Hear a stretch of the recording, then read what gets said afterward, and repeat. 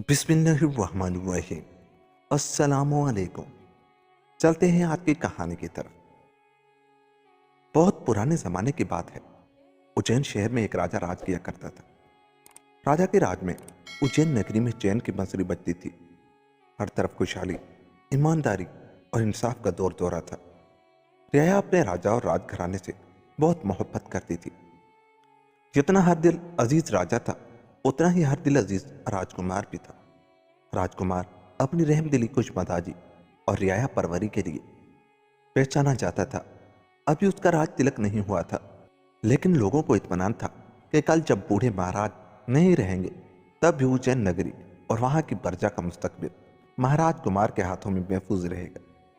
राजकुमार जब पैदा हुआ था तो ज्योतिषियों और नजूमियों ने राजकुमार के इकबाल और लंबी उम्र की पेशन गोइयां की थी, लेकिन सभी ने कहा था कि जवानी के जमाने में राजकुमार को बड़ा जोखम सफर दरपेश होगा।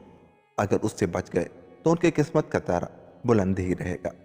राजा को लगातार राजकुमार की फिक्र रहती थी। कोई ख्वाब देखते तो ज्योतिषियों को बुलाकर पूछते कि कहीं इस ख्वाब का ताल्लुक राजकुमार से तो नहीं है। एक रात राजा ने 3 ख्वाब देखे। पहला ख्वाब उन्होंने देखा कि एक दरख्त है जिसके पत्ते जमरद के हैं, फूल हीरे के हैं और फल याकूत के हैं, लेकिन वो पेड़ रो रहा है और उसमें से खून की बूंदें टपक रही हैं। राजा की आंख खुल गई। बहुत परेशान हुए। बड़ी मुश्किल से दोबारा नींद आई तो उन्होंने दूसरे ख्वाब में देखा कि एक बाग में 4 आदमी बैठे शतरंज खेल रहे हैं। कोई जीतता है, न कोई हारता है। राजा की फिर आंख खुल गई। अजीब सा ख्वाब था। राजा उलझन में पड़ गए।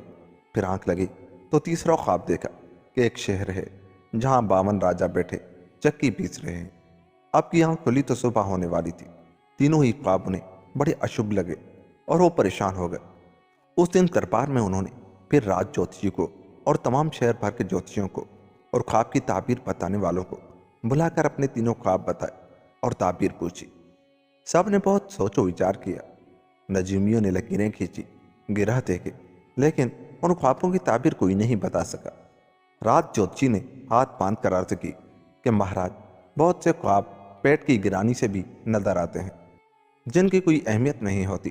राजा ने कहा, या तो इन ख्वाबों की ताबीर होगी या दुनिया में कहीं न कहीं हकीकत में पाए जाते होंगे। अगर ताबीर नहीं बता सकते तो आंखों से दिखाओ। ऐसे मौक़ों पर बेड़ा उठाने का रवाज हुआ करता था। पान का बेड़ा बनाकर बीच में रख दिया जाता था और जो इस काम को करने की हिम्मत दिखाता, उस बेड़े को उठाकर खा लेता। यहाँ भी ऐसा ही हुआ। सुबह से शाम हो गई। पूरी उज्जैन नगरी परेशान थी कि राजा की इस जिद का क्या अंजाम होगा। कि राजकुमार ने आकर बेड़ा उठा लिया। राजा तो हक तक रह गए। जिस बेटे को मुसीबत से बचाने के लिए ये जतन कर रहे थे, वही बेटा खुद उन्हीं की जिद की भेंट चढ़ रहा था। यानी अनचाहे तौर पर वो खुद ही बेटे को इस मुसीबत में ढकेल रहे थे, जिसकी पेशन गोई राजकुमार के बचपन में ज्योतिषियों ने की थी और जिससे बचाने की वो आज तक कोशिश करते आए थे। राजकुमार ने बाप को समझाया कि फिक्र मत कीजिए, अगर मेरी कुंडली में ये लिखा है तो मुझे भोगना ही पड़ेगा। होनी को कौन टाल सका है। राजकुमार ने वादा किया कि वो उन ख्वाबों को हकीकत में आंखों से दिखाएगा। राजकुमार ने शाही लिबास उतारकर आम आदमियों के जैसे कपड़े पहने, अशरफियां साथ ली, माता पिता के पैर छुए और अपने चहेते घोड़े पर बैठकर अनजानी मंजिल की तरफ रवाना हो गया। दिन भर सफर करता और रात को किसी बस्ती में बाग में खंडर में सो रहता। एक शाम वो एक बाग में जा पहुंचा। बहुत बड़ा बाग था, लेकिन सब झाड़ झंगाड़ पड़ा था। अंधेरा होने लगा था, इसलिए राजकुमार ने तय किया कि वो दिन में पूरे बाग का चक्कर लगाएगा। बाग के एक कोने में कुआं था, वहीं बैठकर उसने रोटी खाई। कुएं से ठंडा पानी निकाल कर पिया और एक तरफ लेट कर सो गया। आधी रात गुजरी होगी कि बड़ी तेज आंधी आई और उसके साथ किसी बहुत बड़े जानवर के गुर्राने की सी आवाज आई। राजकुमार एक घने पेड़ के ऊपर छुप कर बैठ गया। तारों की छांव में उसने देखा कि एक बहुत ही लंबा चौड़ा काला देव बड़े बड़े कदम रखता हुआ आ रहा है। उसकी आंखें अंधेरे में लाल चरागों की तरह नजर आ रही थी। जब वो काफी दूर निकल गया तो राजकुमार भी दरख्त से नीचे उतर आया। डर के मारे पसीने पसीने हो रहा था। फिर नींद भी नहीं आई। सुबह के करीब फिर वैसी ही गुर्राहटें सुनाई दी। तेज हवा चली और देव वापस बाग से बाहर चला गया। जब अच्छी तरह उजाला फैल गया तो राजकुमार ने रात की बची हुई रोटी खाई, कुएं से पानी निकाल कर नहाया और बाग देखने निकल पड़ा। बाग बहुत बड़ा था और उसके बीचों बीच एक बारादरी बनी हुई थी। बारादरी में कदम रखा तो हक्का बक्का रह गए। पलंग पर एक बहुत ही खूबसूरत औरत लेटी थी, लेकिन ये क्या, उसका सर गर्दन से कटा हुआ अलग रखा था और धाड़ अलग था। सराहने और पायती फूलों की छड़ियां रखी थी, और उससे भी अजीब बात यह कि औरत के सिरहाने एक पेड़ लगा था जिसमें जमरद के पत्ते, हीरे के फूल और याकूत के फल लटक रहे थे। राजकुमार ने करीब जाकर देखा, औरत की आंखें खुली हुई थीं और उनसे खून के आंसू बह रहे थे। राजकुमार को अपने बाप का एक ख्वाब हकीकत के रूप में सामने नजर आ रहा था, लेकिन उसकी समझ में नहीं आया कि क्या करे। उसे लगा कि हो न हो इस देव का भी इस सब से कुछ ताल्लुक है। उसने तय किया कि उस बाग में 2-4 दिन रुककर हालात का जायजा लेना चाहिए। जल्दबाजी कहीं खेल ही न खराब कर दे। दिन भर वो इधर उधर घूमता रहा। बाग के कुछ दरख्तों पर फल लग रहे थे। उसने फल तोड़कर पेट भरा और शाम होने के बाद अपने अपने कोने में जाकर लेट गया। आधी रात फिर वैसी ही आंधी आई, गरहाटें सुनाई दी, 2 चराग जैसी आंखें दिखाई दी। मांस गंध चिल्लाता हुआ देव बाग में आया और बारादरी की तरफ चला। जब वो आगे बढ़ गया तो राजकुमार पेड़ों में छुपता छुपाता वहां पहुंचा और एक पेड़ पर चढ़कर छुप कर बैठ गया। क्या देखता है कि जो ने उस मुर्दा औरत के सिरहाने की फूलों की छड़ियां पायती रखी और पायती की सिरहाने रखी, और वो औरत जिंदा होकर बैठ गई, जबकि वो अजीब व गरीब पेड़ गायब हो गया। जो औरत के लिए फल, मेवे, मिठाइयाँ लाया था, उसे खिलाने की कोशिश कर रहा था, लेकिन औरत बराबर रोए जा रही थी और कह रही थी कि वो घर जाना चाहती है। जो कह रहा था कि अब वो कभी घर नहीं जा सकती, क्योंकि वो उसे पसंद आ गई है और वो उसे अपनी रानी बनाएगी। देव ने औरत से अपने हाथ पांव दबवाए और पूछा कि यहाँ कोई आदमी तो नहीं आया था, क्योंकि उसे आज यहाँ इंसान की बू आ रही है। औरत ने जवाब दिया, यहाँ कौन आएगा, और इंसान तो मैं भी हूँ, मेरी ही बू होगी। गर्ज इसी तरह सुबह होने लगी तो देव ने पास रखी हुई तलवार से औरत का सर काटा। औरत की गर्दन से खून की बूंदें टपकी, उनसे रक्त बना, पत्ते लगे, फूल लगे, फल लगे। फिर उसने सिराने और पैंती की छड़ियों की अदला बदला की और गिराता फुंकारता वापस चला गया। उसके जाने के बाद राजकुमार पेड़ से उतरा और उजाला फैलने का इंतजार करता रहा। जब दिन निकल आया तो उसने बारादरी में जाकर औरत के सिराने और पैंती की छड़ियां बदली तो औरत उठकर बैठ गई। उसने हैरानी से पूछा, तुम कौन हो भाई, और मुझे क्यों जिंदा किया? मैं आज साल भर के बाद दिन की रोशनी देख रही हूँ। राजकुमार ने जवाब दिया कि मैं एक मुसाफिर हूँ, रात गुजारने के लिए इधर निकल आया था। रात को देव को तुम्हें जिंदा करता देखकर छुप गया था। तुम बताओ तुम कौन हो और इस देव के जंगल में कैसे फंस गई? औरत ने कहा, मैं अपने मुल्क की शहजादी हूँ। एक रात महल की छत पर खड़ी चांदनी का लुत्फ ले रही थी कि ये देव मुझे उठा लाया और मुझे यहाँ कैद कर रखा है। ये जादू की तलवार है और ये जादू की छड़ियाँ हैं जिनसे मुझे रोज कत्ल कर जाता है और रात को जिंदा कर देता है। रात तुम यहाँ छुपे थे, इसलिए वो कह रहा था कि उसे आदमी की बू आ रही है। अब तुम शाम होने से पहले यहाँ से चले जाओ, वरना तुम्हें कच्चा चबा जाएगा। राजकुमार ने कहा, अब तो मैं तुम्हें उसकी कैद से रिहाई दिलाकर ही जाऊंगा। मैंने देव को खत्म करने की तरकीब सोच ली है। जिस रास्ते से देव आता है उस रास्ते में उसने एक बहुत बड़ा गड्ढा खोदना शुरू किया। औरत ने भी उसकी मदद की, अपने पास से फल और मिठाई उसे खाने को दी। शाम तक बहुत बड़ा और गहरा गड्ढा तैयार हो गया। फिर राजकुमार ने बाग से सूखे दरख्त, झाड़ियां और पत्ते इकट्ठे किए और गड्ढे को ऐसे भर दिया कि ऊपर से जमीन बराबर नजर आने लगी। इस काम से फारिग होकर वो नहाया। उसने और औरत ने मिलकर खाना खाया। फिर राजकुमार ने जादू की तलवार से औरत का सर काटकर छड़ियां बदली। जब दरख्त तैयार हो गया तो वो वापिस वहीं आ गया जहां गड्ढा खोदा था। पास ही एक पेड़ पर चढ़कर बैठ गया। आधी रात हुई तो वैसे ही आंधी आई और शोर मचा था। मांस गंध चिल्लाता हुआ जो आया। जैसे ही गड्ढे पर उसका पांव पड़ा, एक हैबतनाक चीख के साथ गड्ढे में गिर गया। राजकुमार ने फौरन पेड़ के ऊपर से दिया सलाइयां जलाकर सूखे पत्तों पर फेंकनी शुरू की। देखते ही देखते जबरदस्त आग भड़क उठी। उस पर देव की चीखें, शोर से सारा जंगल गूंज रहा था। धीरे उसकी चीखें कमजोर पड़ने लगी। आखिरकार देव का काम तमाम हो गया। सुबह तक आग जलती रही। सुबह राजकुमार ने औरत को जिंदा किया और देव के मरने की खुशखबरी सुनाई। औरत की खुशी की कोई हद नहीं थी। उसने राजकुमार से कहा कि तुमने मुझे उस देव के चुंगर से आज़ाद करवाकर अदीम एहसान किया है। आज से तुम मेरे भाई हो, जो चाहो मांग लो। राजकुमार ने कहा, मुझे कुछ नहीं चाहिए, ये तलवार और ये छड़ियाँ मैं ले जा रहा हूँ। तुम्हें बस ये करना है कि एक बार मेरे बाप के सामने मर कर दिखाना होगा, ताकि वो दरख्त बन सके और मेरे बाप उसे देख सके। औरत ने कहा, भैया तुम जब बुलाओगे मैं चली आऊँगी।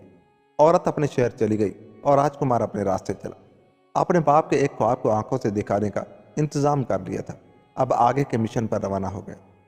बहुत दिन इधर उधर भटकने के बाद एक शाम फिर एक उजाड़ बाग में शब बसरी के लिए रुका। यह बाग तो पहले से भी ज्यादा वीरान था। सूखा पेड़, सूखी झाड़ियां, जगह जगह सूखे पत्तों के ढेर, कहीं कहीं कुछ पुरानी बुर्जियां बनी हुई थी और एक बड़ा सा चबूतरा था जो हैरत अंगेज तौर पर साफ सुथरा था। पहले तो राजकुमार ने सोचा कि इसी चबूतरे पर सो जाए, लेकिन फिर वहां की सफाई देखकर उसे खतरा महसूस हुआ और वो थोड़े फासले पर एक बड़े से बरगद के दरख्त के नीचे जमीन साफ करके वहां लेट गया। अजनबी जगह, भाएं भाएं करता जंगल, सूखे पत्तों की कड़कड़ाहट, कीड़े मकोड़ों और जंगली जानवरों का डर और अंधे की ताकतों का धड़का नींद कहाँ आती। रात 12 बजे के करीब जहां भी आंधी सी आती हुई महसूस हुई। पत्ते उड़ने लगे। इतने में क्या देखता है कि 4 घुड़सवार हवा में जैसे उड़ते हुए वहां उतरे। उन्होंने अपने घोड़े एक पेड़ से बांध दिए और खुद चबूतरे पर जाकर बैठ गए। फिर उन्होंने शतरंज की बसातें बिछाई और दो लोग शतरंज खेलने लगे। राजकुमार छुपा हुआ देख रहा था। सारी रात गुजर गई, उनमें से कोई जीता ना कोई हारा। राजकुमार ने दिल में सोचा, यही वक्त है कि अपने बाप के दूसरे ख्वाब को सच कर दिखाऊं।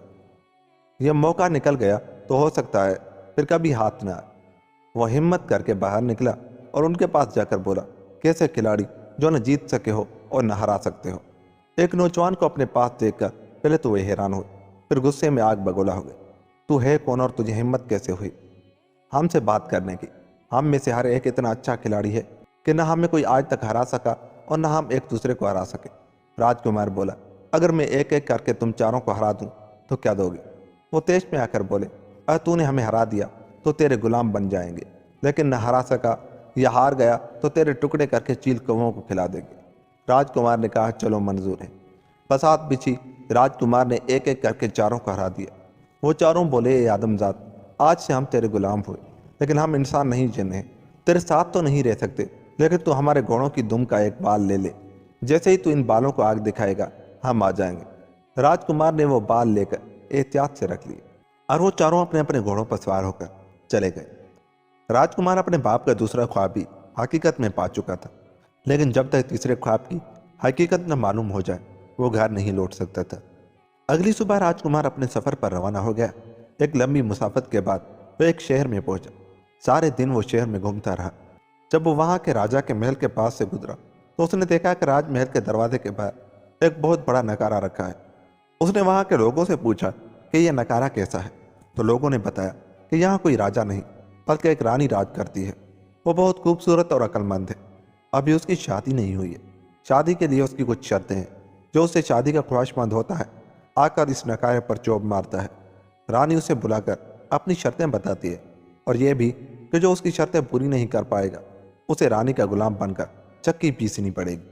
आज तक कोई उसकी शर्तें पूरी नहीं कर सका। बड़े राजा महाराजा आए और नाकाम रहे। अब तक 52 राजा शर्त हार कर बैठे चक्की पीस रहे हैं। राजकुमार को तो अपनी मुराद मिल गई, लेकिन उसने भी रानी के साथ छल करने की ठानी। एक सराय में आकर ठहरा, एक ब्राह्मण के लड़के का स्वांग भरा और अगले दिन जाकर नकारे पर जोर जोर से कई चोबें दे मारी। रानी ने सुना तो उसे बड़ा गुस्सा आया। ये कौन बदतमीज है जो नकारा तोड़े डाल रहा है? गुलामों ने आकर बताया कि महारानी, एक ब्राह्मण का लड़का है, वो आपसे शादी करना चाहता है। रानी गुस्से से लाल पीली होकर बोली, एक ब्राह्मण के छोकरे की यह हिम्मत! क्या उसे पता नहीं कि मेरे महल में 52 राजा चक्की पीस रहे हैं? तुम मुझसे शादी करने आए थे। गुलाम ने हाथ जोड़कर कहा, महारानी, उसे सब पता है, वो आपकी शर्तें पूरी करने के लिए तैयार है। रानी ने गरज कर कहा, उसे हमारे सामने पेश करो। ब्राह्मण के बेस में राजकुमार को पेश किया गया। रानी बोली, तू ब्राह्मण है इसलिए मैं तेरी बेइज्जती नहीं करना चाहती, लेकिन यह सुन ले कि राजाओं को तो मैंने चक्की पिसवाई है, लेकिन तुझे तो टुकड़े टुकड़े करवा दूंगी। राजकुमार बोला, मंजूर है, शर्त बताओ। रानी जो पर्दे के पीछे बैठी थी बोली, पहली शर्त यह है कि लोहे के खंभे को लकड़ी की कुल्हाड़ी से 2 टुकड़े करना है। राजकुमार ने कहा, मुझे वहां ले चलो जहां वो खंभा रखा है। गुलाम राजकुमार को एक आंगन मिला जहां एक बहुत ही बड़ा और मोटा लोहे का खंभा रखा था और उसके पास एक छोटी सी लकड़ी की कुल्हाड़ी रखी थी। जो भी रानी की शर्त पूरी करने आता था उस खंभे को और कुल्हाड़ी को देखकर हिम्मत हार देता था, क्योंकि लकड़ी से लोहे को काटना नामुमकिन था। राजकुमार थोड़ी देर खड़ा गौर से उस खंभे को देखता रहा। उसे छूने की इजाजत नहीं थी। फिर उसने अल्लाह का नाम लेकर कुल्हाड़ी उठाई और पूरी ताकत से खंभे पर वार किया। खंभा 2 हिस्सों में कट गया। दरअसल वो काले रंग के मोम का बना हुआ खंबा था, जो इतनी चाबुक दस्ती से बनाया गया था कि हूबहू लोहे का लगता था। लेकिन राजकुमार की तेज नज़र ने उसे पहचान लिया और शर्त जीत ली। जितने लोग वहां मौजूद थे वो हैरान रह गए। राजकुमार बोला, मारो नकारे पर चोप। मैं पहली शर्त जीत गया। नकारा जोर जोर से बजने लगा और रानी का गुस्से से बुरा हाल था कि कोई राजा महाराजा जो काम नहीं कर पाया वो इस ब्राह्मण के छोकरे ने कर दिया। राजकुमार को रानी के सामने पेश किया गया। रानी ने कहा, दूसरी शर्त यह है कि मुझे एक रात में 4 बार बोलने पर मजबूर कर दो। उस शर्त के लिए तुम रात को आना। मैं अपने छपरखाट पर पर्दे में बैठूंगी। तुम मुझे मुखातिब भी नहीं करोगे, न देखने और छूने की हिम्मत करोगे। पर्दे के बाहर बैठकर मुझे बोलने पर मजबूर करना है। राजकुमार वापस सराय में आ गया और एक सुनसान जगह पर जाकर उसने उन घोड़सवार के घोड़ों के बालों को आग दिखाई। वो चारों जिन्ना मौजूद हुए। क्या हुक्म है मालिक? राजकुमार ने उन्हें सारी बात बताते हुए कहा, कुछ ऐसा करो कि रानी को रात में 4 बार बोलने पर मजबूर हो जाना पड़े। उन्होंने कहा, यह क्या मुश्किल है। हम चारों जाकर रानी के आसपास छुप जाएंगे, एक उसके छपरकाट के पाए में, एक उसके पानदान में, एक उसके छपरकाट के पर्दे में और एक उसके चंदन हार में। तुम रात को बारी बारी हमसे बात करना, बाकी हम संभाल लेंगे। चारों जिन गायब हो गए तो राजकुमार वापस सराय में आए और खा पी कर सो गए। शाम को उठा, नहा धोकर ब्राह्मणों जैसी धोती कुर्ती पहनी, माथे पर लंबे लंबे तिलक लगाए और गले में जिनियों डालकर तैयार हो गया।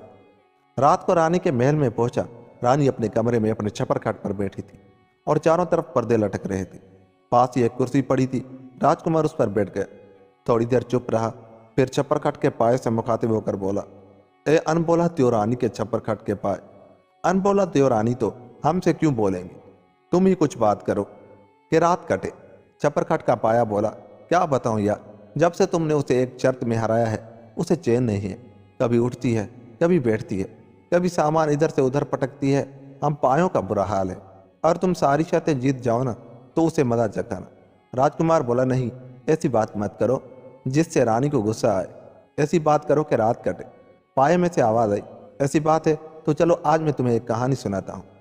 बहुत पुरानी बात है कि किसी शहर में 4 दोस्त रहते थे। एक सुनार का लड़का, एक बड़ी का लड़का, एक दर्दी का लड़का और एक राजा का लड़का। राजा को अपने बेटे के छोटे लोगों से दोस्ती पसंद नहीं थी, लेकिन उसके बेटे को अपने दोस्तों से इतना प्यार था कि वो मानता ही नहीं था। एक बार राजा का बेटा राजा से छुपकर अपने तीनों साथियों के साथ शिकार पर निकल गया। जंगल में चारों दोस्त रास्ता भटक गए। रात हो गई तो चारों परेशान हो गए। राजा के बेटे को यह फिक्र थी कि राजमहल में उसकी तलाश हो रही होगी। बाकी तीनों को यह फिक्र कि रात को कोई जंगली जानवर आकर उनका सफाया न कर जाए। आखिर ये तय हुआ कि सारी रात चारों एक एक करके बारी बारी पहरा देंगे और 3 दोस्त सोएंगे। इस तरह चारों को नींद भी मिल जाएगी और पहरा भी हो जाएगा। सबसे पहले जागने की बारी बढ़ई के बेटे की थी। उसे नींद आने लगी तो उसने सोचा कि कोई काम करूं ताकि नींद भाग जाए। उसके औजारों का थैला उसके पास था। उसने जंगल में से लकड़ी ली और अपने औजारों से उस लकड़ी की एक गुड़िया बना दी। उसका पहरे देने का वक्त खत्म हो रहा था तो उसने दर्जी के बेटे को जगाया, उठो अब तुम पहरा दो, मैंने सोने जाना है। दर्जी के लड़के ने देखा कि बढ़ई का लड़का तो अपना हुनर दिखा गया। लो अब मैं भी अपना हुनर दिखाऊं। उसके झोले में भी सिलाई का सामान पड़ा हुआ था। उसने अपनी कमीज उतारी और उसे काट कर गुड़िया के लिए कपड़े सिए, उसे पहना दिए। इतनी देर में उसका पहरे देने का वक्त खत्म हो गया। उसने सुनार के लड़के को जगाया और खुद सोने चला गया। सुनार के लड़के ने सोचा कि इन दोनों ने तो अपने अपने हुनर दिखा दिए, अब मुझे अपना हुनर दिखाना चाहिए। उसके थैले में भी जेवर बनाने के औजार थे और उसने गले में सोने की जंजीर पहन रखी थी। उसने झट जंगल से लकड़ियां इकट्ठी करके आग जलाई और अपनी जंजीर पिघलाकर गुड़िया के लिए जेवर बनाए और उसे पहना दिए। फिर उसने राजा के लड़के को पहरा देने के लिए उठा दिया। राजा के लड़के ने देखा कि उसके तीनों दोस्तों ने अपने अपने हुनर दिखा दिए। मुझे तो कोई हुनर ही नहीं आता, मैं क्या करूं? सुबह तीनों दोस्त मेरा मजाक उड़ाएंगे। इससे तो अच्छा है कि मैं अपनी जान ही दे दूं। उसके पास तलवार थी। वो तलवार से अपना गोश्त काट काट कर सुनार की जलाई हुई आग में डालता जाता था और रोता जाता था। इतने में एक खुदा रसीदा बुजुर्ग इधर से गुजरे। उन्होंने कहा, बेटा ये क्या कर रहे हो? खुदकुशी करना गुनाह है। राजा के लड़के ने कहा, बाबा मैं क्या करूं? मेरे तीनों दोस्तों ने अपना हुनर दिखा दिया, मुझे कुछ आता नहीं। सुबह ये मुझ पर हंसेंगे, मैं ये जिल्लत नहीं सह सकता। उन फकीर साहब ने अल्लाह से दुआ की और उस गुड़िया में जान पड़ गई। वो जीती जागती बच्ची में बदल गई। छपरखाट के पाए ने कहानी खत्म करके राजकुमार से पूछा, क्या कहते हो, सबसे अच्छा काम किस लड़के ने किया? राजकुमार ने जवाब दिया, सबसे अच्छा काम बढ़ई के लड़के ने किया जिसने गुड़िया बनाई। पाया बोला, नहीं, सबसे अच्छा काम दर्जी के लड़के ने किया जिसने गुड़िया का तन ढक दिया। दोनों में गर्मा गर्म बहस होने लगी। आखिरकार रानी से रहा नहीं गया। उसने छप्पर खट के पाए पर छड़ी मारते हुए कहा, बेवकूफो, उसका नाम कोई नहीं लेगा जिसने उस गुड़िया में जान डलवा दी। राजकुमार ने जोर से आवाज लगाई, मारो नकारे पर चोप। अनपोला जो रानी एक बार बोल दी। रानी बोलने को तो बोल दी, लेकिन अब पछता रही थी और गुस्से में बल खा रही थी। फिर राजकुमार ने रानी के पानदान को मुखातिब किया, रानी के पानदान, रानी तो हमसे क्यों ही बात करेंगी, तुम ही कोई बात करो कि रात कटे। पानदान में बैठा जिन बोला, ए भैया क्या बताऊं, जब से तुम शर्तें जीतने लगे हो तब से मेरी तो शामत आई हुई है। सबसे ज्यादा गुस्सा तो रानी मुझ पर ही उतार रही है। कभी उठाकर पटकती है, कभी खोलती है, कभी बंद करती है। मेरा जोड़ जोड़ दर्द कर रहा है। तुम अगर सारी शर्तें जीत जाओ ना तो अपनी बांदी बनाकर रखना। राजकुमार ने कहा, ऐसी बात मत करो जिससे रानी न खुश हो, ऐसी बात करो जिससे रात कटे। पानदान बोला, तो चलो मैं भी एक कहानी सुनाता हूँ। बहुत पुरानी बात है। किसी शहर में एक राजा राज करता था। राजा के एक ही बेटी थी, बहुत सुंदर, बहुत गुणवती। राजा की ख्वाहिश थी कि राजकुमारी की शादी किसी असली राजकुमार से हो, यानी ऐसा राजकुमार जिसके खून में कहीं से कहीं तिलक कोई मिलावट ना हो। असली राजकुमार फूल की तरह नाजुक और हसास होता है, जो ऐसी चीजें भी महसूस कर लेता है जो आम आदमी महसूस नहीं कर सकता। राजकुमारी के लिए बहुत से राजाओं महाराजाओं के रिश्ते आए, लेकिन राजा किसी से भी मुतमिन नहीं हुआ। आखिर में 3 राजकुमार आए जिन्होंने यह दावा किया कि वही असली राजकुमार हैं और उनकी रगों में खालिस शाही खून दौड़ रहा है। राजा ने उनकी जांच करने का फैसला किया। उसने उन तीनों को अलग अलग महल में 3 निहायत सजे सजाए आरामदाह कमरों में ठहराया था, जहां रेशम का बिछौना, नरम और गद्देदार बिस्तर थे। हर तरफ सुकून और खामोशी भी और हर तरह का आराम था। सुबह जब तीनों राजकुमार दरबार में पहुंचे तो राजा ने पूछा, कहिए कंवर, रात को नींद कैसी आई? सबसे बड़ी उम्र वाले राजकुमार ने कहा, मैं रात भर बदबू के मारे सो नहीं सका। सारी रात सर के दर्द से तड़पता रहा। आपने जो रेशम का बिछौना बिछाया था वो बदबू में बसा हुआ था। राजा हैरान हो गया। उसने नौकरों से कहा कि वो रेशम की चादर उठा कर लो जिस पर राजकुमार सोए थे। चादर लाई गई। सारे दरबारियों ने उसे सूंघा, लेकिन उसमें तो इत्र की खुशबू आ रही थी। किसी को कोई बदबू नहीं आई। उस दुकानदार को बुलाकर पूछा कि रेशम उसने कहाँ से ली। उसने बुनकर का पता बताया। बुनकर को बुलाया तो उसने रेशम इकट्ठा करने वाले का पता बताया। रेशम वाले ने उस जगह का पता बताया जहाँ के दरख्तों से उसने रेशम इकट्ठा किया था। वहाँ आदमी भेजे गए तो पता चला कि उन पेड़ों से 200 कोस के फासले पर गंदे पानी का एक नाला बहता था, जिसकी वजह से शायद इस रेशम में कुछ बदबू आ गई हो, जो इतने हाथों और मरहलों से गुजरने के बाद भी राजकुमार को इतनी तेज लगी कि उसके सर में दर्द हो गया। वो रात भर सो नहीं सका। दरबारी बोल उठे, वाकई ये सच्चा राजकुमार है।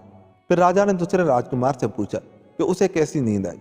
राजकुमार ने कहा, मैं रात भर सो नहीं सका। आपके महल में इतना शोर था, सारी रात जागता रहा और बुखार हो गया। राजा ने महल के दारोगे से पूछा कि राजकुमार के कमरे के पास कैसा शोर था।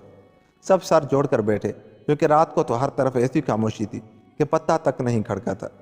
बड़ी छानबीन के बाद पता चला कि महल के बागात में से एक बाग में रात को फवारा चलता रह गया था। उसके पानी के गिरने की आवाज़ के शोर से राजकुमार को बुखार हो गया। दरबारी फिर चिल्ला उठे, यही असली राजकुमार है। फिर बादशाह ने तीसरे और सबसे छोटे राजकुमार से पूछा कि उसे रात कैसी नींद आई। राजकुमार ने कहा, आपके बिस्तर में एक कांटा था जिसकी चुभन से मैं रात भर करवटें बदलता रहा। जो ऐसा कांटे पर टिकता वहीं जख्म बन जाता। राजकुमार ने अपनी पीठ खोलकर देखा, जिस पर जगह जगह किसी बल खाई हुई चीज के निशानात जख्म की शक्ल में बने हुए थे। राजा फौरन लोगों को लेकर राजकुमार की ख्वाबगाह में पहुंचा। गुलामों ने चादर हटाकर देखा। चादर के नीचे बहुत ही नरम रुई के 20 गद्दे बिछे थे। लोग हर गद्दा हटाकर उस पर हाथ फेर कर देखते रहे, कहीं कुछ नहीं मिला। आखिर 19 गद्दों के नीचे एक बल खाया हुआ छोटा सा बाल चिपका हुआ था, बिल्कुल वैसा ही जैसा राजकुमार की पीठ पर जख्म का निशान था।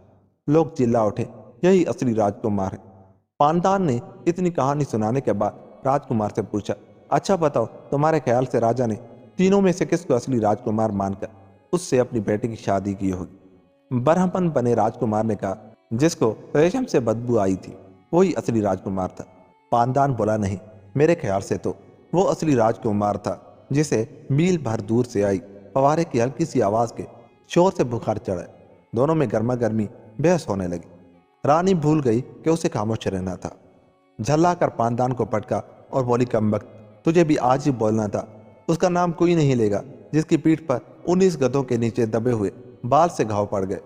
उन दोनों की शिकायत तो सुनी सुनाई बातों की बुनियाद पर हो सकती थी, लेकिन छोटे राजकुमार के घाव तो सारे दरबार ने देखे। रानी बोली और राजकुमार ने खुशी से उछलते हुए आवाज लगाई, मारो नकारे पर चोप। रानी दूसरी बार बोल दी। रानी अपनी जल्दबाजी पर बड़ी जिद हुई, लेकिन अब क्या हो सकता था।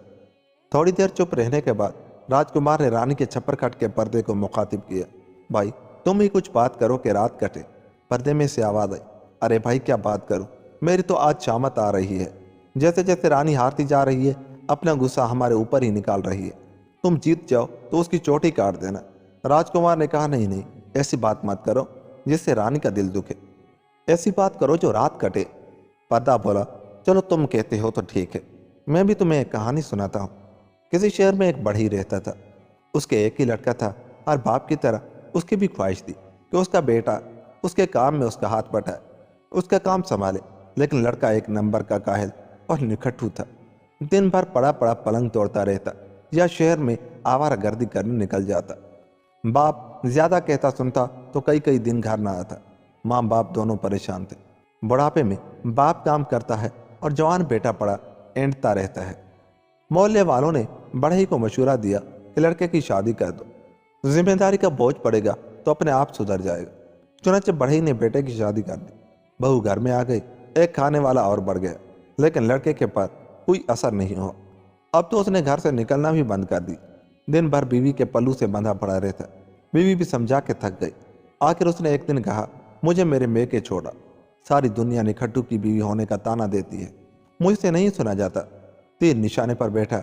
अगले दिन बीवी ने खाना पोटली में बांधकर साथ किया और निखट्टू बैलगाड़ी लेकर जंगल की तरफ लकड़ियां काटने निकल गए। जंगल में पहले तो इधर से उधर घूमता रहा। दोपहर हो गई तो खाना खाया, झरने का ठंडा पानी पिया और एक पेड़ की छांव में पड़कर सो गए। शाम को उठा तो देखा जितने भी बढ़ई लकड़ी काटने आए थे गाड़ियां भर भर कर घर लौट रहे हैं और उसका मजाक उड़ा रहे थे। वो खुद एक एक पेड़ के पास जाकर पूछता फिर रहा था कि ये पेड़ तुझे काटूं, ये पेड़ तुझे काटूं। शाम हो गई, वो जंगल में अकेला रह गया। आखिर रात के लगभग एक पेड़ में से आवाज आई, हाँ मुझे काट और मेरी लकड़ी का पलंग बनाकर सोने के 1.25 टके का बेचना। लड़के ने पेड़ काटना शुरू किया और आधी रात को लकड़ी लेकर घर पहुंचा। उसके माँ बाप और बीवी परेशान थे। बाप जिससे भी पूछने गया उसने जवाब दिया कि तुम्हारा लड़का तो एक एक पेड़ से पूछता फिर रहा है तो उसे काटे या ना काटे। बाप ने सर पकड़ लिया कि ये लड़का कुछ नहीं कर सकता। आधी रात को जब वो घर पहुंचा तो सब सो चुके थे, सिर्फ बीवी जाग रही थी। वो उसी वक्त औजार लेकर पलंग बनाने बैठ गया। बीवी ने कहा कि सुबह बना लेना, लेकिन उसने एक नहीं सुनी। सुबह तक पलंग तैयार हो गया तो जल्दी उसकी बुनाई की। वो शनिचर का दिन था। शनिचर को बादशाह के महल के नीचे बाजार लगा करता था, जिसमें दूर दूर से लोग अपना सामान बेचने आते थे। शाम तक जिसका सामान नहीं बिकता तो बादशाह के हुक्म के मुताबिक महल के दारोगे उसे खरीद लेते थे। बड़ी का लड़का भी उसी बाजार में अपना पलंग लेकर बैठा। जो खरीदार आता और पलंग की कीमत पूछता तो जवाब मिलता सोने के 1.25 टके। लोग कहते पागल है, एक मामूली सी पलंग की कीमत सोने के सिक्कों में मांग रहा है। जो उसे जानते थे वो उसका मजाक उड़ाते कि बुद्धू पहली बार कुछ बना कर लाया है, वो क्या जाने क्या चीज कितने में बिकती है। शाम हो गई, सारे दुकानदार अपना अपना सामान बेचकर घर चले गए, सिर्फ वही बैठा रह गए। बादशाह के नौकर पलंग खरीदने आए तो वो भी कीमत सुनकर चले गए। बादशाह ने अपने दरवाजे से झांक कर देखा तो एक आदमी पलंग लिए बैठा नजर आया। बादशाह ने दारोगा को बुलाकर पूछा, नीचे जो आदमी बैठा है उसका पलंग अब तक क्यों नहीं खरीदा गया? दारोगा ने जवाब दिया, हुजूर कोई पागल है, एक मामूली पलंग की कीमत सोने के 1.25 टके मांग रहा है। बादशाह ने कहा, उसे हमारे सामने हाजिर करो। बढ़ई के लड़के को बुलाया गया। बादशाह ने पूछा, क्या तुम जानते नहीं कि एक मामूली पलंग की कीमत क्या होती है? बढ़ई ने कहा, मेरा पलंग मामूली नहीं है, आप रात इस पर सोकर देखें, अगर आपको पलंग मामूली लगे तो मैं इसकी कीमत लौटा दूंगा। बादशाह ने दारोगा को हुक्म दिया कि बढ़ई को सोने के 1.25 टके अदा कर दिए जाए और हमारा बिस्तर आज इसी पलंग पर लगाया जाए। बढ़ई का बेटा चादर में सिक्के बांधकर देर रात जब घर पहुंचा, उसकी अम्मा समझी बेटा अनाज लाया है। उसने बहू को आवाज दी, ले बहू, आज तो हमारा कमाऊ पुत अनाज लेकर आया है, जा चक्की पर आटा पीस कर रोटी बना ले। बहू ने आकर पोटली उठाई तो बड़ी भारी लगी। उसने खोल कर देखा तो सोने की चमक से आंखें कीरा हो गई। वो खुशी खुशी सास के पास ले गई। माँ उसमें अनाज नहीं कुछ और है। और क्या होगा? बड़ी बीनिया का देखा तो आंखें फटी की फटी रह गई। फिर तो बूढ़े बुढ़िया ने बेटे की वो बलाएं ली और तारीफ की कि कुछ कहने को नहीं। उनके तो दिन ही फिर गए। उधर बादशाह पलंग पर सोने को लेटे तो नींद नहीं आई। देखे अब क्या होता है, के इंतजार में चुपचाप लेटे रहे। रात 12 बजे के बाद पलंग का एक पाया बाकी तीनों पायों से बोला, सुनते हो भाई, तीनों यारों बादशाह को संभाले रहना, मैं जरा हवाखोरी करके आता हूँ। बादशाह दम साधे पड़े रहे। पलंग में से एक पाया निकला और उड़ता हुआ एक तरफ को चला गया। अभी जरा ही देर गुजरी होगी तो वापस आ गए। दूसरे पाये ने पूछा, बड़ी जल्दी वापस आ गए? वो बोला, मैं बाहर निकला तो देखा बादशाह के जूते में एक काला नाग बैठा। मैंने सोचा अब यही हमारे मालिक हैं, उनकी जान बचानी फर्ज है। सुबह ये जूता पहनेंगे तो सांप उन्हें काट लेगा और ये मर जाएंगे, तो उस सांप को मार कर आ गए। दूसरे पाये ने कहा, अब तुम तीनों बादशाह को संभालो, मैं भी हवाखोरी करके आता हूँ।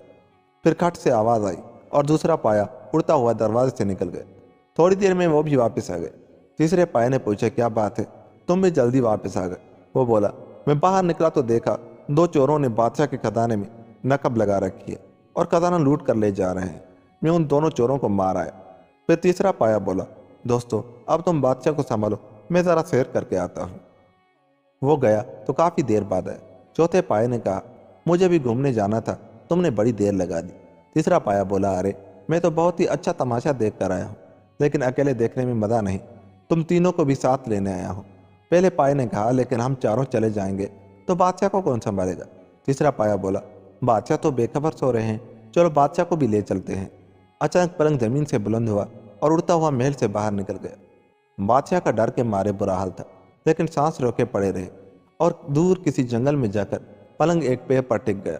बादशाह ने जरा सी आंख खोलकर देखा तो उस जंगल में एक आलीशान और बेहद खूबसूरत बाग लगा हुआ था।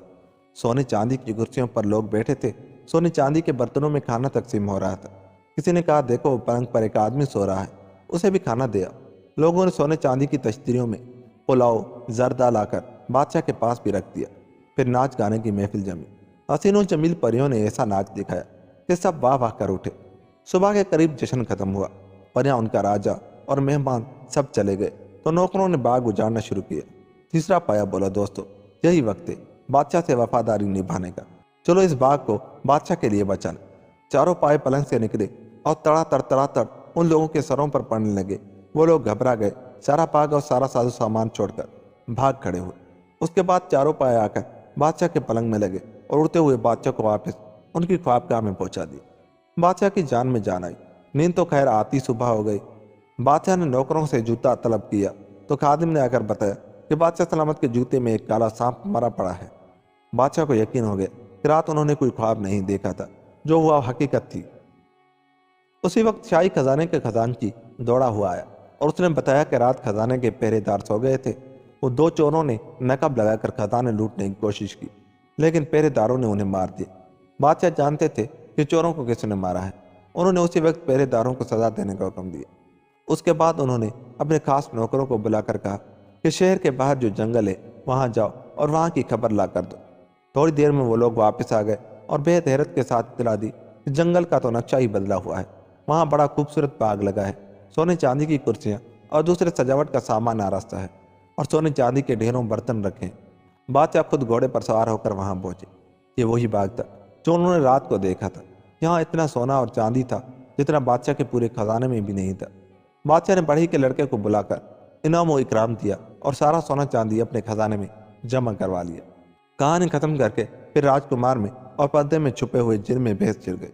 राजकुमार कह रहा था वो पाया सबसे अच्छा था जिसने सांप को मारकर बादशाह की जान बचाई, और पर्दा कह रहा था कि वो पाया अच्छा था जिसने चोरों को मारकर बादशाह का खजाना बचाया। बहस जब हाथ से बढ़ी तो रानी बेख्तियार बोल उठी, बेवकूफ़, उसका नाम कोई नहीं लेगा जिसने लगा लगाया बाग और मनो सोना चांदी बादशाह को दिलवा दी। राजकुमार ने हांग लगाई, मारो नकारे पर चोप। रानी तीसरी बार बोल दी। रानी के गुस्से और अफसोस में आंखों से आंसू निकल आए, लेकिन उसने तय कर लिया कि वो अब नहीं बोलेगी। रात का आखिरी पहर था। राजकुमार ने रानी के चंदन हार को मुखातिब किया।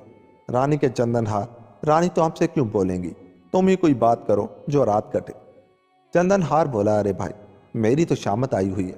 रानी गुस्से में कभी ये पहलू बदलती है, कभी वो पहलू बदलती है, मुझे उठा उठा कर पटक रही है। भैया तुम जीत जाओ तो उससे गिन गिन कर बदले लेना। राजकुमार बोला, तुम लोग रानी को नाराज करने वाली बात मत किया करो, कोई बात करो कि रात का आखिरी पैर भी कट जाए। चंदनहार कहने लगा, चलो तुम्हारी मर्जी, जैसा तुम कहो। तो मैं भी तुमको एक कहानी सुनाता हूँ। बहुत साल पहले किसी शहर में एक लकड़हारा रहता था, बड़ा मेहनती और ईमानदार।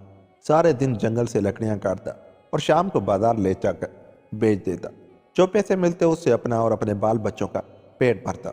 उसके 4 बेटे थे, चारों बहुत ही होनहार और समझदार थे। उन्हें एहसास था कि उनके माँ बाप उनके लिए कितनी मेहनत करते हैं। खुद भूखे सो रहते हैं लेकिन उन्हें अच्छा खाना खिलाते हैं। खुद पेवन दगा कर गुजारा कर लेते हैं लेकिन उन्हें बढ़िया कपड़ा पहनाते हैं। एक दिन लकड़हारे को जंगल में एक चमकदार पत्थर पड़ा नजर आया। वो उसे उठाकर लाया और अपने घर के ताक में डाल लिया कि बच्चे खेलेंगे। रात को उसकी बीवी झोंपड़ी में चिराग जलाने आई तो उसने देखा कि ताक में तो बड़ा रोशन चिराग जल रहा है जिसमें से किरणें फूट रही हैं। उन्हें लकड़हारे को बुलाकर दिखाया। लकड़हारा फौरन समझ गया कि यह कोई बहुत ही कीमती पत्थर है जो हमारे बच्चों के नसीब से मिला है ताकि उनकी अच्छी परवरिश हो सके। उसने वो पत्थर जोहरी को दिखाया। जोहरी ने देखते ही पहचान लिया कि वो हीरा था जिसकी कीमत का अंदाजा करना ही मुश्किल था। फिर भी जोहरी ने लकड़हारे को उस पत्थर की अच्छी कीमत दे दी। लकड़हारा उसी में खुश हो गया। उन पैसों से उसने लकड़ी की टाल खोल ली, छोटा मोटा मकान बना लिया। उसका कारोबार अच्छा चला। दोनों मियाँ बीवी ने अपनी सारी जिंदगी अपने चारों बेटों को अच्छे से अच्छे तरीके पर परवरिश करने, पढ़ाने लिखाने में लगा दी।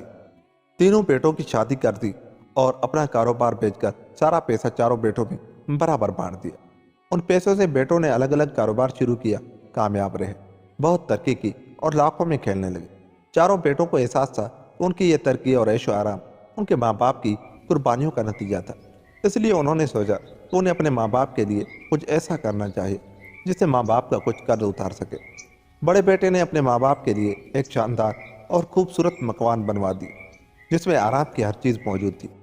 दूसरे बेटे ने घर के सामने ज़मीन लेकर एक खूबसूरत बाग लगवा ली और एक तालाब खुदवाया, उसमें नाव डलवाई ताकि उसके माँ बाप तफरी कर सके।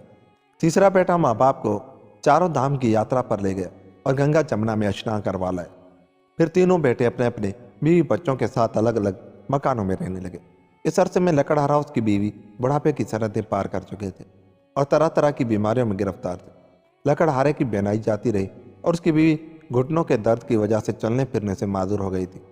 इतने बड़े घर और बाग में दोनों बूढ़े बुढ़िया अकेले थे। उनके चौथे और सबसे छोटे बेटे ने उनके लिए कोई बड़ा काम तो नहीं किया लेकिन अपनी सारी जिंदगी माँ बाप की खिदमत के लिए वक्फ कर दी। उसने शादी भी नहीं की कि कहीं बीवी बच्चे उसे उसके फर्ज से गाफिल न कर दें। उसने अपना कारोबार भी अपने मुंशी को सौंप दिया। जब तक वो जिंदा रहे छोटा बेटा बाप की आंखें और माँ बाप की लाठी बनकर रहा। चंदनहार ने कहानी खत्म करके कहा, मेरे ख्याल में सबसे ज्यादा सवाब का काम बड़े बेटे ने किया। लकड़हारे उसकी बीवी ने सारी जिंदगी छोटे मकान में गुजारी थी, उसने माँ बाप के लिए शानदार घर बनवाया। राजकुमार बोला, नहीं, सबसे ज्यादा पुण्य का काम तो तीसरे बेटे ने किया जिसने माँ बाप को चारों धाम की तीर्थ यात्रा करवा के उनका परलोक सुधार दिया। दोनों में जम के बहस हुई। रानी से रहा नहीं गया। उन्हें चंदनहार उतार कर फेंकते हुए कहा, कम बख्तो, उसका नाम कोई नहीं लेगा जिसने अपनी सारी जिंदगी बूढ़े अंधे और माजूर माँ बाप की खिदमत में लगा दी। रानी बोली और राजकुमार उठकर खड़ा हो गया। खुशी से चिल्लाते हुए उसने आवाज लगाई, मारो नकारे पर चोप। अनबोला द्यो रानी एक रात में 4 बार बोल दी। मैं जीत गया। रानी दिल में तो बहुत उदास और नाराज थी लेकिन बज़ाहिर सख्ती से उसने कहा, ज्यादा खुश होने की जरूरत नहीं है, अभी मेरी एक शर्त बाकी है। राजकुमार ने कहा, वो भी बता दो। रानी ने जवाब दिया, मेरी आखिरी शर्त एक पहेली है और उसका सही जवाब नहीं दे सके तो सारी कामयाबियां हवा हो जाएंगी। राजकुमार ने कहा, पहेली बूझो। रानी ने कहा, पहेली यह है कि जनीना बेहाई माँ ने बेटे पर सवारी ली। राजकुमार दिल ही दिल में हंस पड़ा। वो वाकया तो खुद ही उसके राजे से मुतालिक था। उसने पहेली बूझते हुए कहा, यह उज्जैन नगरी की बात है। उज्जैन के राजा ने अरब से बहुत ही आला नस्ल के घोड़े मंगवाए। वो चाहते थे कि उन घोड़ों की नस्ल को अपने मुल्क में बढ़ाएं।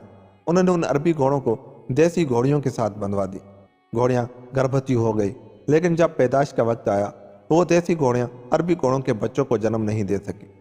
राजा के हुक्म से घोड़ियों का पेट काटकर बच्चे निकाले गए और उन घोड़ियों की खाल से घोड़ों की पीठ पर डाली जाने वाली जेन बनाई गई। जब वो बच्चे बड़े हुए तो उनकी पीठों पर उनकी माओं की खाल की जीन डाली गई। इस तरह जने और ब्याह बगैर माँ ने बेटों पर सवारी की। पहेली का जवाब देकर ब्राह्मण बना राजकुमार चला गया। रानी दुख से रो पड़ी। मेरी भी क्या किस्मत थी, राजे महाराजे मेरी किस्मत में नहीं थे। एक ब्राह्मण का छोकरा था और वो भी छोड़कर चला गया। रोते रोते आंसू पोंछने के लिए उसने अपना आंचल उठाया जो छप्पर काट के नीचे लटक गया था। उसने देखा कि आंचल पर कुछ लिखा हुआ था। उसने फौरन आंखें साफ की और पढ़ा। लिखा था, मैं राजा उज्जैन का तुझे छलने आया था। जब तेरा बेटा आकर मुझे छलेगा तब तुझे लेकर जाऊंगा। रानी रोते रोते हंस पड़ी।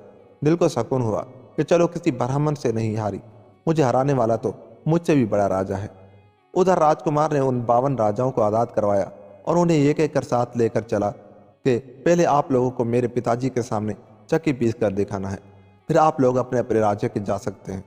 वो सब राजकुमार के एहसानमंद थे, फौरन राजी हो गए। उज्जैन पहुंचकर राजकुमार ने अपने बाप को उसके तीनों ख्वाब सच करके दिखाए। राजा बेटे की जुदाई में परेशान थे। उन्होंने राजपाट बेटे को सौंपा और खुद इबादत में लग गए। उधर रानी भी हार मानने वाली नहीं थी। उसने नाचने गाने वाली खूबसूरत और कम उम्र लड़कियों की एक मंडली तैयार की और उज्जैन जा पहुंची। सारे उज्जैन में उस मंडली की धूम मच गई। जिसे देखो खींचा चला आ रहा है। नौजवान राजा को भी शौक हुआ।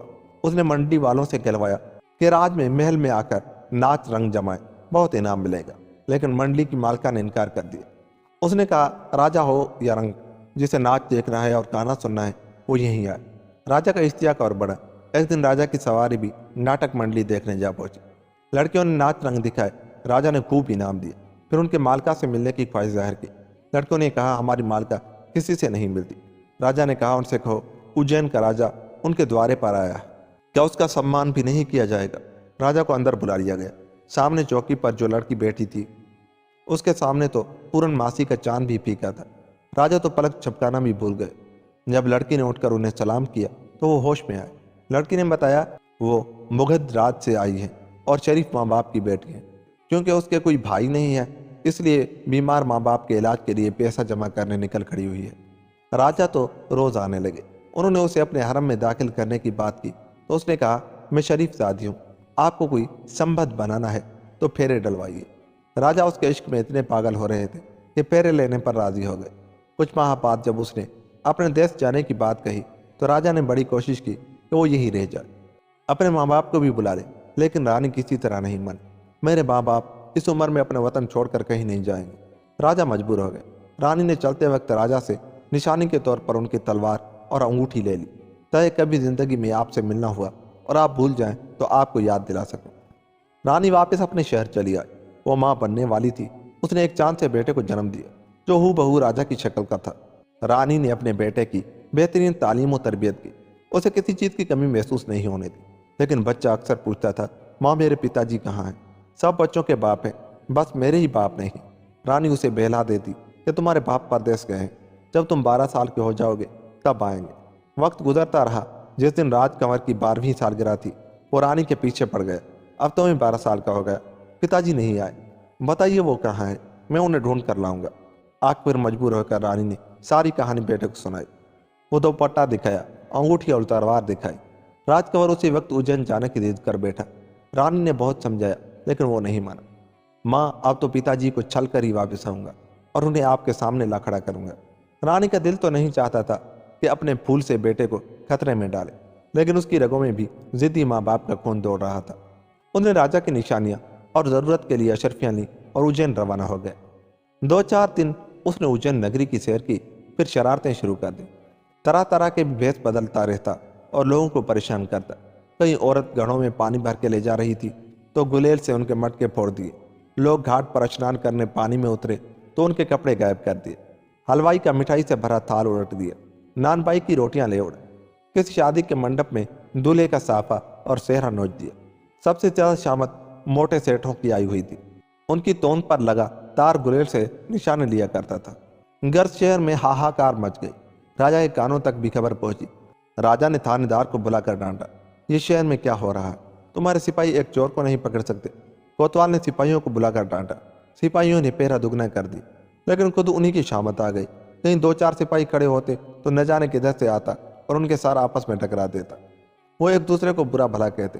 कभी सिपाहियों के सर से टोपियां गिरा देता, कभी उनका खाना लेकर भाग जाता, छलावे की तरह आता और मनमानी करता जाता। दरअसल वो उनके आसपास ही घूमता था।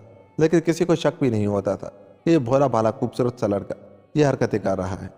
शहर में वारदातें बढ़ने लगी और सिपाहियों से कुछ नहीं हुआ तो कोतवाल ने खुद चोर पकड़ने का फैसला किया। छानबीन की तो पता चला कि वो बाहर से आता है और लूटपाट करके शहर पनाह के दरवाजे के बाहर भाग जाता है। थानेदार ने सोचा शहर के बाहर भाग जाता है, लेकिन रात को शहर से बाहर नहीं रह सकता, न नदी के किनारे रह सकता है और न जंगल बयाबा में। अगर मैं शहर के दरवाजे के बाहर खड़ा हो जाऊं तो रात को जब वो वापस आएगा मैं उसे पकड़ लूंगा। रात को शहर पनाह का दरवाज़ा बंद हो जाया करता था। कोतवाल के पास लकड़ी का एक पटड़ा था जिस पर पाँव पड़ जाए तो पाँव उसमें बंद हो जाता था और बगैर चाबी के नहीं खुलता था। थानेदार ने शहर पनाह का दरवाज़ा बंद करवा दिया, सिर्फ एक आदमी के निकलने भर की झरी छोड़कर। वहाँ वो पटड़ा रख दिया और एक तरफ खड़ा हो गए। शाम हो रही थी। इतने में क्या देखता है कि धोबी घाट की तरफ से एक नौजवान और बेहद खूबसूरत लड़की पाँव में पायल पहनी बनी सवरी छमछम करती चली आ रही है। कोतवाल साहब तो रेशा खत्म हो गए। जैसे ही वो औरत दरवाजे के पास पहुंची, कोतवाल दौड़ कर आए और बोले, ए भाई जी, कहीं इस पटरे पर पाँव न रख देना, तुम्हारा फूल सा पाँव घायल हो जाएगा। लड़की नाजो अदा दिखाते हुए बोली, यह भला क्या है और आप कौन हैं, यहाँ क्यों बैठे हैं? कोतवाल बोले, मैं इस शहर का कोतवाल हूँ। आपने सुना होगा ना कि आजकल एक चोर ने लोगों को परेशान कर रखा, मैं उसी को पकड़ने के लिए बैठा। लड़की बोली, भला इस लकड़ी के पटड़े से आप चोर को कैसे पकड़ेंगे? कोतवाल साहब बोले, ये लकड़ी का तख्ता नहीं है भाई जी, ये चोर पकड़ने की मशीन है। इस पर पाँव पड़ जाए तो पाँव बंद हो जाता है। लड़की बोली, अच्छा जरा मेरा पाँव तो बंद करके दिखाइए। उसने अपना गोरा गोरा पाँव आगे बढ़ाया। कोतवाल साहब बिगल गए। अरे नहीं भाई जी, आपका पाँव क्यों, मैं अपने पाँव बंद करके दिखाता हूँ। कोतवाल साहब जैसे ही पटरे पर खड़े हुए उनके दोनों पाँव बंद हो गए। लड़की ने पूछा, अब ये खुलेगा कैसे? कोतवाल ने जेब से चाबी निकाल कर दी, ये लो अब मुझे खोल दो। लड़की तो चाबी लेकर ये जा वो जा, साथ ही कोतवाल साहब की टोपी भी लेता गया। अंधेरा फैल चुका था।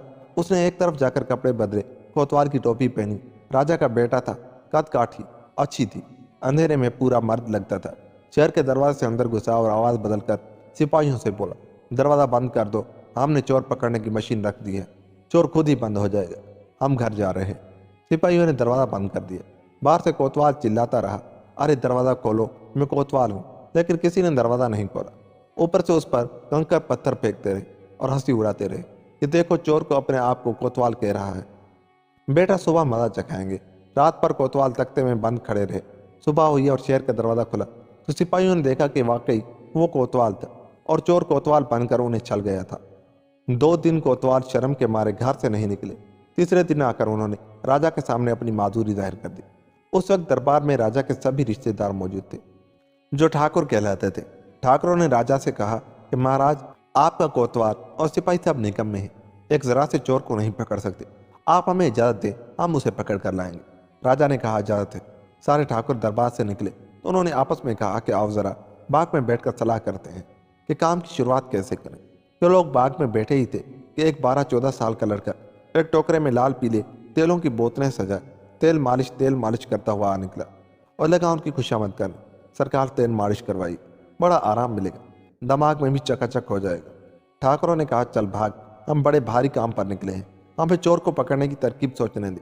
लड़का बोला, मालिक चंपाई करवा के तो देखिए, ऐसा दिमाग खुलेगा कि चोर पकड़ने की तरकीब अपने आप समझ में आ जाएगी। ठाकुर हंसने लगे, सोच चलो क्या हर्ज है, थोड़ी मालिश करवा लेते हैं। अब वो लड़का एक ऐसा तेल लेकर निकला था जिसे बदन पर लगाकर अगर पानी लग जाए तो बदन बेतहाशा सूझ जाता है। लड़के के कहने पर उन सब ने कपड़े उतार कर लंगोटियां बांध दी। लड़के ने सबकी खूब तबीयत से मालिश की, सबको बड़ा मजा आया, बड़ी तारीफें की। लड़का बोला, सरकार अब आप जरा उस तालाब के पानी में एक डुबकी लगाइए, देखिए तबीयत हरी भरी हो जाएगी। मालिश करवा के नहाना तो था ही। वो सब के सब तालाब में उतर गए। उधर लड़का उन सब के कपड़े लेकर भाग गए। जब वो तालाब से बाहर निकले, फूल फूल के कपा हो रहे थे, शक्लें पहचानी नहीं जा रही थी, ऊपर से कपड़े भी गए। राजा के रिश्तेदार थे, कुछ इज्जत थी, ऐसी हालत में दिन दहाड़े घर भी नहीं जा सकते थे। वहीं बाग में छुप कर बैठ गए। गीले बदन में हवा लगी तो सूजन और बढ़ गई, अपनी किस्मत को कोस रहे थे। दूसरी तरफ वो लड़का सारे ठाकुरों के घर गया, उनकी बीवियों से कहा कि ठाकुर ने कहलवाया है कि वो आज रात घर नहीं आएंगे। राजा ने उन्हें चोर पकड़ने का काम सौंपा है। रात को हो सकता है चोर उनके घर आए, आप लोग दरवाज़ा मत खोलना, अपनी अपनी छतों पर पिसी हुई लाल मिर्च और मिट्टी कोड़ा लेकर बैठ जाना। वो दरवाज़ा खटखटाए तो ऊपर से उस पर कोड़ा फेंक देना। बीवियों ने ऐसा ही किया। रात जब गहरी हो गई तो ठाकुर बाग से निकले और छुपते छुपाते अपने घरों को पहुंचे। उन्होंने दरवाज़ा खटखटाया तो उनकी बीवियों ने ऊपर से कोड़ा करकट मीठी मिर्च डाली। वो चिल्लाते रहे, अरे हम तुम्हारे पति द्यो हैं। बीवियां बोली, क्या हम अपने पति को पहचानती नहीं है? हमारे पति तुम्हारी तरह मोटे भैंसे नहीं थे। गत रात पर यही तमाशा रहा। सुबह हुई तो बीवियों ने देखा कि वो तो वाकई उनके शौहर हैं। एक तो सूजे हुए बदन, ऊपर से मिट्टी कोड़ा और मिर्च, सबका हाल खराब था। चोर को उनकी बीवियों ने खूब खूब बुरा भला कहा, जो उन्हें भी धोखा दे गया। ठाकुरों ने राजा से कलवा भेजा कि वो चोर को पकड़ने में नाकाम रहे। राजा ने ऐलान करवा दिया कि जो भी चोर को पकड़ेगा उसे 100 अशरफियाँ इनाम दी जाएंगी। इनाम की बात शहर की तवाइफों ने भी सुनी। उन्होंने सोचा ये इनाम तो उन्हीं को मिलना चाहिए, भला उनके नाज नखरों के सामने चोर कैसे टिक सकता है। उनमें से कुछ जहां दीदा औरतें एक वफद बनाकर राजा के पास गई और चोर पकड़ने की इजाज़त चाही। राजा तंग आ चुके थे, भला से कोई पकड़े, चोर तो पकड़ा जाए। उन्होंने इजाज़त दे दी। सारी औरतें शाम को सज सवर कर चौक पर जाकर बैठ गई कि कोई तरकीब सोचे, कौन सा जाल फेंके। इतने में एक वांचे वाला वहां पहुंच गया जो तरह तरह की चटपटी चाटें बेच रहा था और लगा औरतों की खुशामद करने। बाई चख कर देखो क्या बढ़िया चाट बनाई है। औरतों के मुंह में पानी भरा है। सब ने मजे लेकर खूब चाट खाई। उस चाट में लड़के ने बेहोशी की दवा मिलाकर रखी थी। चाट खाते ही सब लंबी लंबी लेट गए। रात गहरी हो चुकी थी और चौक भी सुनसान हो गया था। लड़के ने सारी औरतों की चोटियां एक दूसरे के साथ कसकर बांधी और आखिरी औरत की चोटी पेड़ की सबसे ऊंची चांद से बांधकर 9-11 हो गया। सुबह लोगों ने देखा कि शहर की सारी मशहूर जमाना बदनाम औरतें पेड़ों पर लटक रही हैं। खुद उन्हें जब होश आया तो उन्होंने खूब वाय वेला मचाई। चोर को सैकड़ों गालियां दी और कोसने दिए। लोगों ने उन्हें खोला तो गिरती पड़ती घर भागी। राजा ने सुना तो उन्हें हंसी भी आई, ताज्जुब भी हुआ कि ये कैसा चालाक आदमी है जो किसी के हाथ ही नहीं लगता। राजा ने ऐलान किया कि आज रात चोर को हम पकड़ेंगे। राजा के मुखबरों ने बताया कि चोर दिन के वक्त शहर पनाह के बाहर घूमता है और शाम के करीब शहर में घुसता है। चुनाचे राजा ने अपने लाव लश्कर के साथ हाथी पर सवार शहर पनाह के दरवाजे तक आए। उन सबको शहर के अंदर ही छोड़ा। खुद टहलते हुए धोबी घाट की तरफ निकल गए। शाम का अंधेरा फैलने लगा तो सारे धोबी अपने अपने गधों के साथ शहर में चले गए। बस एक लड़का किनारे पर बैठा कपड़े धोए जा रहा था। अंधेरा फैल चुका था। राजा ने लड़के के पास जाकर पूछे, सब लोग चले गए, अभी तक क्यों नहीं गए? लड़के ने कहा, हुजूर, एक आदमी मुझे अपने कपड़े धोने को देकर गया है। उसने कहा कि दिन को उसे नहाने का वक्त नहीं मिलता। वो जब तक नहा कर ना आ जाए मैं यही उसके कपड़े लेकर बैठा रहूं। देखिए, उसने मुझे एक अशरफी भी दी थी। राजा समझ गए कि जरूर यही चोर है जो रात के अंधेरे का फायदा उठाकर स्नान करने आया है। राजा ने पूछा, वो आदमी कहाँ है? लड़के ने नदी में उभरे हुए एक सर की तरफ इशारा किया। वो देखिए, वो नहा रहा है। राजा ने देखा पानी में एक आदमी तैर रहा था जिसका सिर्फ सर नजर आ रहा था। राजा ने सोचा, अब बचकर कहाँ जाएगा, आज तो पकड़ा ही जाएगा। राजा ने लड़के से कहा, हम तुम्हें 5 अशरफियाँ इनाम देंगे। तुम थोड़ी देर के लिए अपनी ये धोती कुर्ती और पगड़ी हमें दे दो और हमारे कपड़े पहनकर इधर शहर के दरवाजे के करीब खड़े हो जाओ। वो जो आदमी तैर रहा है वो बहुत बड़ा चोर है। जैसे ही वो बाहर निकलेगा हम उसे पकड़ कर ले आएंगे। तुम्हें और भी इनाम मिलेगा। लड़का राजी हो गया। राजा ने उसका धोती कुर्ता पहन लिया और घाट पर बैठकर चोर का इंतजार करते रहे। इधर वो लड़का राजा के लिबास में शहर पनाह में दाखिल हुआ और फौजियों से बोला, हम महल वापस जा रहे हैं। आज चोर हाथ नहीं आया, कल पकड़ेंगे। राजा से बेहद मुशाफत और शाही लिबास की वजह से मध्यम रोशनी में लोगों ने उसे राजा समझा। वह हाथी पर बैठकर महल आ गया और राजा की ख्वाबगाह में जाकर सो गया। शहर पनाह का दरवाजा बंद कर दिया गया। राजा को बैठे बैठे जब काफी देर हो गई तो उसने आवाज दी, ओ भाई, अब बाहर निकल आओ, मुझे घर जाना है, रात बहुत हो गई है। लेकिन उधर से कोई जवाब नहीं आया। वो सर तैरते तैरते किनारे के करीब पहुंचा तो राजा ने एक कनकरी उस पर मारी। कनकरी से खट की आवाज आई तो राजा चौंके। पानी में उतरकर सर को पकड़ा तो वह लकड़ी का बना हुआ सर और चेहरा था। राजा अपनी बेवकूफ़ी पर हाथ मल कर रह गए। कम वक्त मुझे भी छल गया। दरवाजे पर आए तो दरवाज़ा बंद पाया। सिपाहियों ने कहा, राजा का हुक्म है कि रात को दरवाज़ा किसी के लिए नहीं खोल सकता। राजा कोतवाल का हार सुन चुके थे। सोचा, अपनी बेइज्जती करवाने से क्या फ़ायदा। दरवाजे के पास बैठकर सुबह गा दी। सुबह दरवाज़ा खुला तो राजा पगड़ी से मुंह छुपाकर शहर में दाखिल हुए और सीधे महल पहुंचे। महल के द्वार पाल हैरान रह गए कि राजा तो रात को आकर सो गए थे, फिर ये धोबी के लिबास में कहाँ से आ गए। पूछने की हिम्मत किसी की नहीं हुई। राजा सीधे अपनी ख्वाबगाह में पहुंचे तो देखा कि कोई उनके बिस्तर पर उनकी चादर ओढ़े सो रहा है। राजा ने चादर पकड़कर खींची तो लड़का फौरन उठकर बैठ गया। राजा को लगा कि उनकी जवानी की तस्वीर सामने है। चंद मिनट तो मबहूत से रह गए। फिर पूछा, भाई तू कौन है और क्यों मेरे पीछे पड़ा है? लड़के ने झट उनके पांव छुए और अपने झोले में से अपनी माँ का दोपट्टा, राजा की अंगूठी और कटार निकाल कर सामने रख दी। राजा सब कुछ समझ गए। बेटे को गले लगाकर बोले, तूने वाकई मुझे छल लिया है, अब चल तेरी माँ को लेकर आते हैं। राजा पूरी फौज पलटन के साथ अनबोला देवरानी के शहर पहुंचे और पूरी इज्जत और सम्मान के साथ उसे लेकर उज्जैन आ गए। जैसे हंसी खुशी उनके दिन बीते, ऐसे अल्लाह सबके दिन गुजारे। यूं ये कहानी भी खत्म हुई। दोस्तों, अगर आपको हमारी ये कहानी अच्छी लगी तो हमारे चैनल को सब्सक्राइब करके आप भी हमारा हिस्सा बन जाए। मिलते हैं किसी ऐसी ही कहानी के साथ। तब तक अपना बहुत सा ख्याल रखिएगा। खुदा हाफिज।